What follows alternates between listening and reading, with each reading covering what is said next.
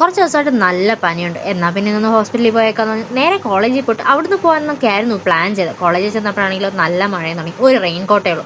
പിന്നെ ആരുടെയോ കയ്യിൽ നിന്ന് റെയിൻ കോട്ട് വെപ്പിച്ച് നേരെ ഹോസ്പിറ്റലിൽ പോയി. അവിടെ ചെന്നപ്പോഴാണെങ്കിലോ OP എടുക്കണമെങ്കിൽ ആദ്യം ഒരു ടോക്കൺ എടുക്കണം. ആ ടോക്കൺ നമ്പർ ആയാലേ OP എടുക്കാൻ പറ്റും. അങ്ങനെ കുറേ നേരം കാത്തിരുന്ന് OP എടുത്ത് ഞങ്ങൾ ഈ ഹോസ്പിറ്റലിൽ അധികം വന്നിട്ടില്ലാത്തതുകൊണ്ട് തന്നെ കുറേ നേരം കാഷ്വാലിറ്റിയിലെല്ലാം കറങ്ങിയാണെന്നിട്ടാണ് വിഷ്ണു ഡോക്ടർ അവിടെ നിന്ന് കണ്ടുപിടിച്ചത്. ഡോക്ടറിനെ കാണാൻ വലിയ ലാഗൊന്നും ഇല്ലായിരുന്നു. പെട്ടെന്ന് തന്നെ എൻ്റെ നമ്പർ ഡോക്ടറിനെ കണ്ടപ്പോഴോ ഡോക്ടർ പറഞ്ഞ് പെട്ടെന്ന് പോയി കുറച്ച് ടെസ്റ്റ് ഒക്കെ എടുത്തിട്ട് വാ, എന്നിട്ട് തീരുമാനിക്കാം എനിക്ക് എന്താ അസുഖം. ഇന്നെന്തോ ഹോസ്പിറ്റലിൽ നല്ല തിരക്കുണ്ടായിരുന്നു. അതുകൊണ്ട് തന്നെ ലാബിന്റെ ഫ്രണ്ടിൽ പോയി കുറേ നേരം കാത്തിരിക്കേണ്ടി വന്നു. എനിക്ക് ഇഞ്ചക്ഷൻ എടുക്കാൻ വലിയ പേടിയൊന്നുമില്ല. പക്ഷെ ആകെയുള്ള കുറച്ച് ബ്ലഡും കൂടി ഊറ്റിയെടുക്കുമ്പോൾ അത് കുറച്ച് സങ്കടമാണ്. റിസൾട്ട് ഇട്ട് എന്തായാലും 2.5 മണിക്കൂർ എടുക്കും. എങ്കിൽ പിന്നെ ഗുളിക മേടിച്ച് നേരെ കോളേജിൽ പോയിട്ട് റിസൾട്ടിന്റെ ടൈം അമ്മ വരാമെന്നൊക്കെയാണ് ഞങ്ങൾ പ്ലാൻ ചെയ്തത്. ചെന്നപ്പോഴാണെങ്കിലോ ഗുളിക വേണോ ടോക്കൺ എടുക്കണം, ടോക്കൺ നമ്പർ ആയാലേ ഗുളിക എത്തുള്ളൂ. അവിടെ തന്നെ ഒരു 1.5 മണിക്കൂർ ഹോസ്പിറ്റലിന്റെ ഫ്രണ്ടിലെ കടയിൽ പോയി ഒരു ചായയും കുടിച്ച് ലാബിന്റെ ഫ്രണ്ടിൽ വന്ന് കാത്തിരിക്കാൻ തുടങ്ങി. ലാബിന്റെ ഫ്രണ്ടിൽ കുറച്ച് നേരം ഇരുന്നപ്പോൾ തന്നെ റിസൾട്ട് മേടിച്ച് നേരെ ഡോക്ടറിനെ കാണാൻ പോയി. ഡോക്ടറിനെ കാണാൻ പോയപ്പോഴെന്താ ഡോക്ടർ വീണ്ടും എനിക്ക് ഗുളിക എഴുതുന്നു.